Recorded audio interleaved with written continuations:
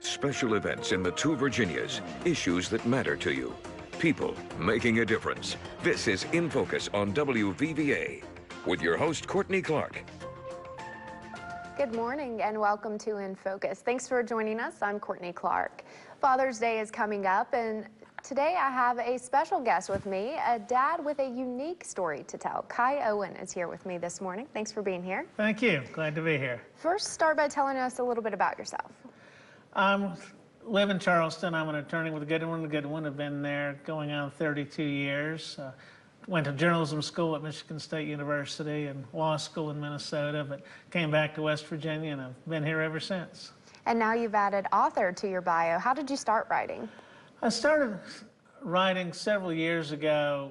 Sierra went off, suddenly hopped a train out of town, and a very emotional experience for me. And I told her, "You're welcome, this is your home, if you want to bring your friends through town." So for a few days we hosted these traveling kids. And it was so fascinating, I wrote about it, circulated the story among some friends, and the feedback was, "You need to write a book." And so I started writing from that point forward. So what can people expect from your book, None Call Me Dad? The reader reviews I've gotten, it's first and foremost, it's just a great read, it's a good story. People say sometimes it makes them laugh, it makes them cry, and they learn some new things about different worlds. And it's quite interesting how you became a father. It started, my wife's nephew was living with her parents, and her mother had a stroke on a Sunday, and she came home Monday night, said it's been a severe stroke. I said, "I don't think they can take care of Aaron. Do we need to step in?" 2 weeks later, he moved in, and the rest is history. And how old was he at that point? 6 years old. Wow, and you all didn't have plans to have a family at that point, right? Not at all. We were settled into our dual income, no kids status. That changed in a hurry. Yeah, I'm sure. So in addition to your job as an attorney, now author, I'm sure keeping up with your kids kept you busy. Tell us a little bit about what it's like to be a full-time parent as well. It's busy, it's exhilarating, it takes a lot of planning because you've got to figure where the kids are and what events they've got to go to. Summers were always harder because every day was different. But it's exciting. I know people that do it, and you just enjoy those times. Well, start by telling us a little more about Aaron, since he was your first. So, Aaron, we adopted him when he was 6, and he is a good kid. He has an affinity for motorcycles and hands-on work. He's now attending motorcycle mechanic school down in Orlando, Florida. Loves riding his bike, his motorcycle, his Harley, and he's coming along okay. Wow, and he also is a type 1 diabetic. When was he diagnosed with that? He was diagnosed 2005, 2 days before Christmas and 2 days after we had taken Sierra into the house. So it's been quite a journey. And how old was he at that point? 12 years old. So what's that like? I imagine being an adoptive parent has its challenges, but being a father of a type 1 child certainly does. It adds a level, as you know, diabetes, it's never ending. You don't take a day off. It's very hard when you're watching your child, adopted or otherwise, having to prick their knee themselves multiple times a day and go through all this. And as a father, you always want to take care of your kids, and when your son, you want to think, my son's going to be a strong, hustling kid.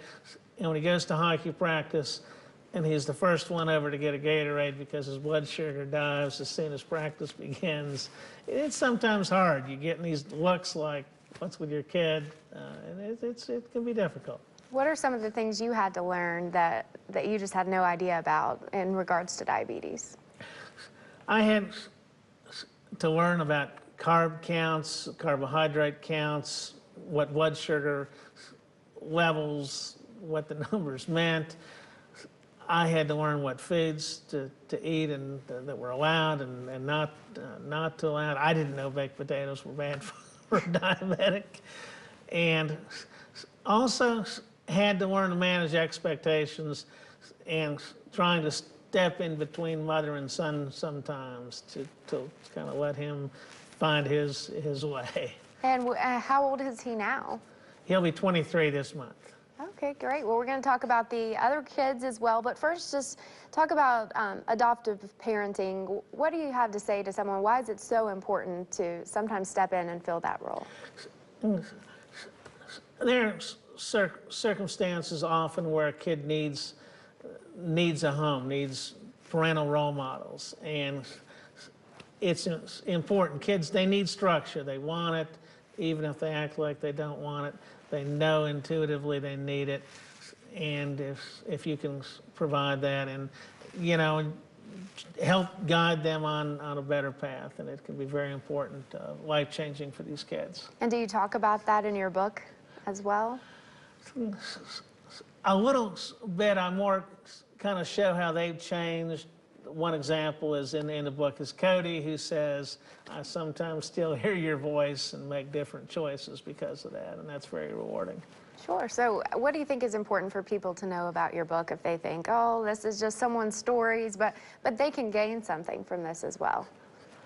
They can gain some perspective, and also there's a lot to be learned. It tells about diabetes. It tells about, I talk very frankly about Aaron's truancy issues and how the truancy system works, being in juvie, about Sierra and the world of young adults and musicians and kids traveling around the country. And so you can learn there's a lot of things you might not have been exposed to. Absolutely. And touch on truancy a little bit. Aaron started having truancy issues in high school, and a lot of the teachers worked very hard. We did all kinds of things trying to get him to go. Ended up going to a juvenile center for the better part of a year, and it's just an interesting problem. I think what people sometimes don't realize is not all truants are because parents don't care. You know, we're two lawyers and our kid was a truant. And the schools kind of need to look at the kids too and see what the reasons are. Absolutely. Well, we're going to take a quick break, but don't go away. We'll be right back and talk more about Kai's kids right after this.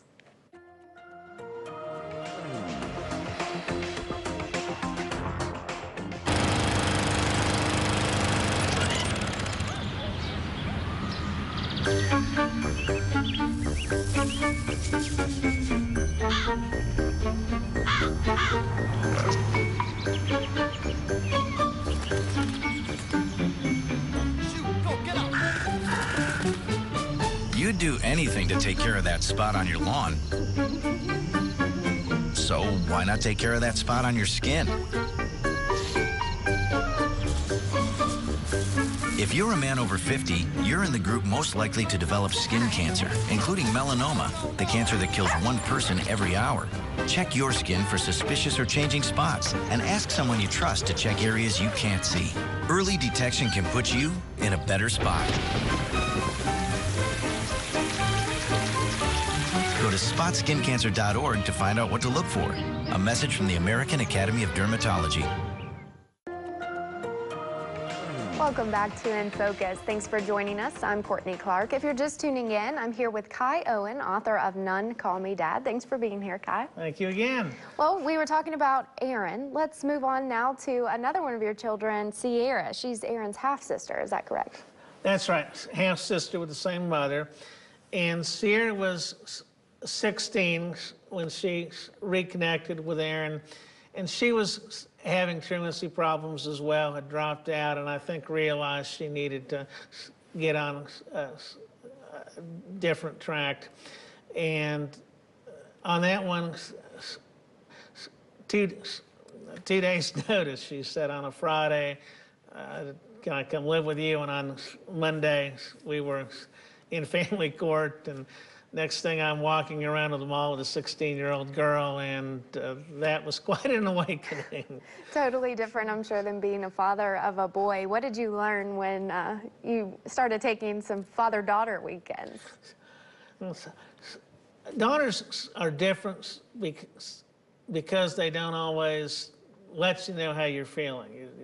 Aaron, Cody, they tell you what they're thinking. Sierra sometimes would go into the quiet moment, but she's a wonderful girl. It was a lot of fun shopping trips at the mall, and we've taken some wonderful weekends too. And what's she doing now? She is busking, which is street performing. She's been recording an album, her second album in Nashville, and then she is driven back out to Seattle. She just likes a wonderful voice, and she plays the guitar, and she just likes to travel around and play different music with different people, and hopefully see where that leads her. Yeah, and you said it was kind of shocking the first time she went away. It was. I mean, when you're getting calls and she's on a moving train or under a bridge and hitchhiking, it's scary. It's scary. But you're happy with how she is now and the track she's on? I'm happy, yeah, she's on a good track now, and I think her experiences have helped her with her music and life, so. I'm sure. Well, let's talk about Justin now. Justin, he and Aaron became friends when they were on the golf team in 6th grade. Pretty soon, summers he would spend weeks at a time with us, spend a lot of time with us during the school year, so he's kind of been like a son to me the whole time. And then when he was 19, he was still living at home, having some friction with his mother, as 19-year-olds will do. And I said, Justin, you know, you've got a lot of your stuff over here. You spend a lot of time anyway. Next day, he brought his TV and the Xbox over, and he's been staying. He's now an EMT in Charleston. What made you feel the need to do that, to invite him into your home? We could just sense that angst and, you know, between that he was having, and I knew he looked up to us, and I thought we could just kind of give him a safe haven to grow some more. And what's he up to now? Like I say, he's an EMT. I joke with people as a lawyer that I'm not an ambulance chaser. I've got my man on the ambulance, though. He doesn't like me to joke with that. For sure. And now let's talk about Haley. Haley is Tammy's niece, another of Aaron's half-sister on his father's side. When she was 16, she came for a few months when her mother was in the hospital. And then her senior year of high school, she just realized, I need to get in a more stable, quiet place to finish senior year and figure out my future. And so she came to live with us for senior year. She's now in college in Brea, Kentucky, and home for the summer. So she's doing great. Sure. And now what about Cody? Cody was in band with Aaron in high school, and the band director realized that these two guys each need each other. And Cody and Aaron, he put them in the room together in band camp, and they became friends. And then similarly, when Cody turned 18 in his senior year, we just said, if you're not getting along with your parents, don't get in any fights. And he came and stayed the senior year, and still very much part of our lives. And I'm curious what the response was like from the parents. The parents, in some instances, was not less than stellar, but yeah. But I think in the long run, it's worked out for everybody. Probably glad it turned out the way it did. Well, tell us about Brooke then. Brooke was a good friend with Aaron and Justin in middle school, and she was living in a different school district for high school and wanted to go to the same school as the other guys. But her mom had transportation issues. I come home one day and Aaron's on the phone saying she can come live with us, And so she spent most of her freshman year with us. I taught her how to drive. She kiddingly calls me the surrogate, her surrogate father. So. Not a bad gig for Aaron then. It just seems like if he wanted to get closer to his friends, he'd just say, well, come on in, you can live with us. People joke that there was a line, Sure. waiting for the next room. Well, it seems like you've been on a roller coaster ride of parenting. What has been your favorite part? I think the favorite part overall is just seeing these kids grow, and Tammy and I have had a positive influence on them, see them grow and make on a better path than they would have been. I think that's the most enjoyable part. So what now? I mean, do they still come home for the holidays? Do you get together often? They still come with the holidays. We had them all in we're able to get them all in for a day at Christmas at the same time this year. So they're still around, and we get together as often as we can. That's great. Do you ever feel a void? I mean, having your house so busy to now they're all doing their own things? There is a void because sometimes I just enjoyed the noise. The kids talking, laughing, with Sierra playing music, and as hectic as it was sometimes it does seem just too quiet. I'm sure. So how do you stay busy? I'm sure writing is one of those ways. Writing and work and writing and trying to work on some other ideas, and just keeping tabs on the kids. Sure, and you and your wife do some volunteer work as well. Right, my wife especially, Tammy, does a lot with the Juvenile Diabetes Research Foundation. Last month, as you know, we had the annual walk for your cure, and she does a lot through that as well in terms of supporting other families who are facing diabetes. As I say in the book, it takes your breath away when you first get this. And for somebody like me who had a D in health and doesn't understand all of the things you have to go through, and so she keeps busy with that as well. Absolutely. Have you talked to many other parents who may be struggling with that, with the new diagnosis? We have, and it's been good too. I've had opportunities sometimes to talk to fathers and say, okay, here's what you're going to face. I was at one conference where I said, my problem is, what do you do when mom gets too uptight? And all the dads were pointing at their mothers. And so I've been able to try to help fathers deal with, to know what to expect. Sure, a lot of fathers aren't as emotional, it seems to, and I'm sure there are a lot of emotional issues you have to deal with a diagnosis like that.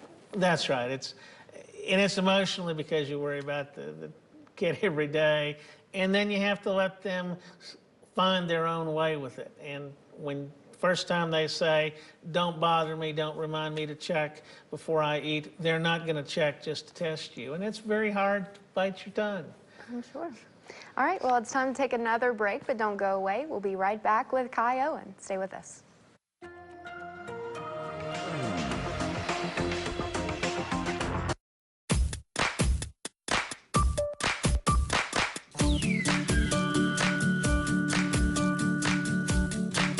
Hometown Connections gives you information on local businesses to suit all your needs, as well as information on local health professionals and tips on how to stay healthy. Hometown Connections has all you need to find the best local professionals, and it's only at WVVA.com. WVVA is here for you. There's hope for everyone. Everyone has a chance at grace. When all hope seems lost, he would be bedfast or wheelchair bound for the rest of his life. Yes, I do. I get tired of all of it. your stories inspire us. So she's inspiring more than just Fayetteville softball. Every play is for her. You help us overcome. I've been through a lot. But I'm on the other side of it now. WVVA is here for you. Good morning and welcome back to In Focus. Thanks for joining us. I'm Courtney Clark. I'm here now with Kai Owen, author and an attorney from Charleston. Thanks for being here this morning. Thank you. So you're an adoptive father.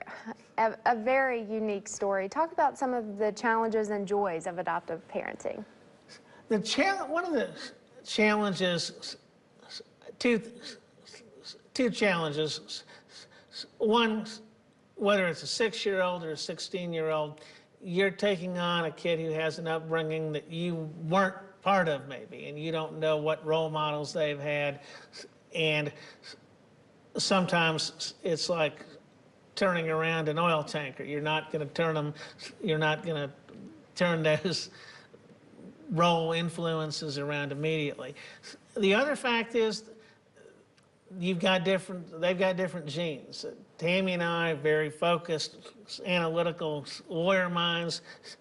Aaron and Sierra, musicians, creative, left brain.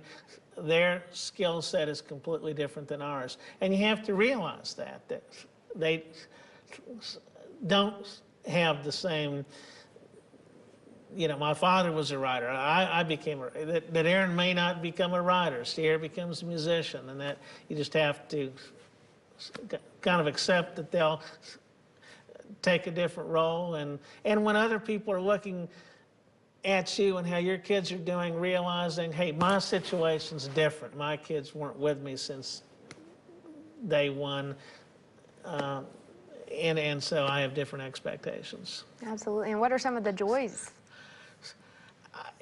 Part of the joy, as I said earlier, is seeing the influence that we've had, Tammy and I've had, seeing them make positive change.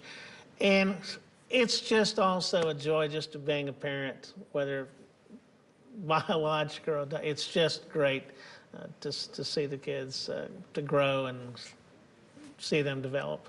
I know someone's just tuning in and they didn't hear us talking about all of your children. Quickly, tell us about your 6 children, I guess a summary of that, and how none call you Dad, and the basis for the book. The basis for the book, as I say, we adopted Aaron when he was 6 on 2 weeks' notice. Then several years later, his half-sister, we adopted Sierra when she was 16. And then 3 of Aaron's friends, Cody, Justin, and Brooke, through high school years and after high school, came to be with us and spent at least a year or so with us. And then our niece Haley came as a senior in high school. The title of the book comes from, as I say, this first night I came home from work and Aaron was living with us. Monday, 5:30, I walk in the house, and in my mind, I'm Dick Van Dyke from the 60s TV dads. And I stroll in, I've got Tammy's up cooking supper, and my son's there, and he announces as I walk in, now that I'm living here, I'm calling you Kai and Tammy. And we asked a counselor for his advice, and he says, it doesn't matter what he calls you, as long as he respects you. So hence, none call me Dad, but I like to say, but they know that's who I am.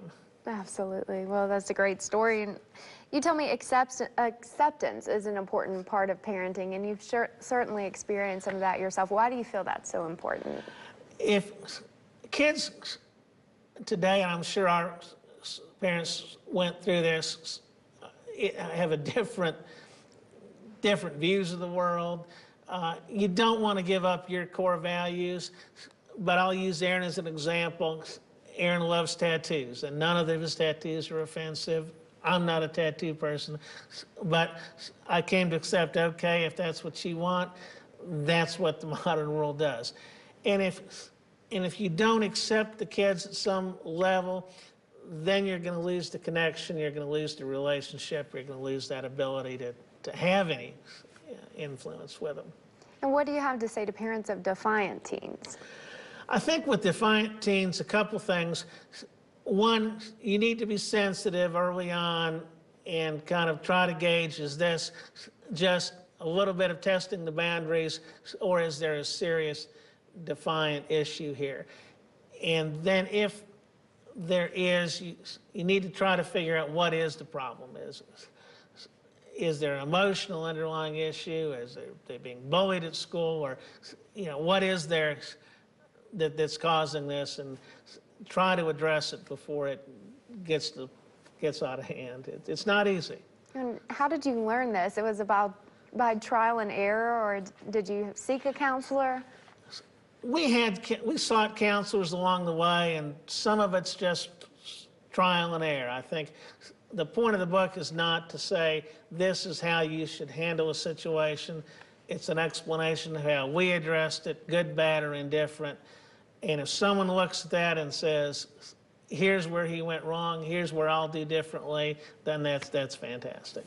Well, give us a quick preview into your book. You talk about some father-son trips. Do you have any fun stories you can share? The funnest story, I think, was the Rose Bowl trip. I'm a Michigan State graduate, and I'm a fanatic. And when they played in the Rose Bowl, took Aaron and Justin, and any father, anybody who is a sports fan has fond memories of their dad taking to the ball game, and to be able to take these guys to the Rose Bowl and teach them the superstitions about don't change your seat when the team's ahead. Just a wonderful time. And you've already touched a little bit on some of those shopping trips with Sierra. Any other fun stories you want to share about the father-daughter weekends? It's been neat for a couple, because she travels. I went to see Nashville, New Orleans with her, and just kind of got an insider's view of those cities because she was there, and just one-on-one time and just real quality time seeing the area with someone who's really living the underbelly. Sure. Well, we have about 2 minutes left. Let's quickly say, talk about, is there anything that maybe we haven't touched on that you want other parents to know? I think the biggest things are you've got to worry about your kids first and do what's best for them, not worry about what your friends' kids are doing, worry about yours. Enjoy the ride, and especially, you'll see a lot of Father's Day posts, cards, mugs. Just remember that it's not the title, it's the job you do that's important. Sure. And so where can people find None Call Me Dad? None Call Me Dad. I have a website, www.nonecallmedad.com. Facebook page, None Call Me Dad. It's available online in paperback and Kindle, on Amazon, Barnes & Noble, Books A Million, and in the Charleston area, it's at Taylor Books. Great. And in about 45 seconds, just tell us why should people pick up your book?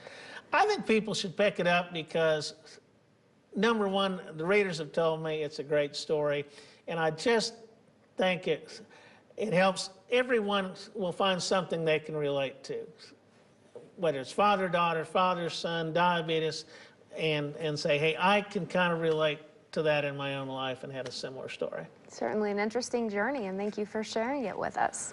And just tell us your website and where people can find it one more time. It's www.nonecallmedad.com. Facebook page is also the same, None Call Me Dad. And you can find all the links to Amazon. Right, all the links to Amazon, iBooks, Kindle, it's all on the website. All right, great. Kai, Owen, thank you for being here. Thank you, it's my pleasure. And thank you all so much for joining us. That does it for us here on In Focus. We'll see you next time.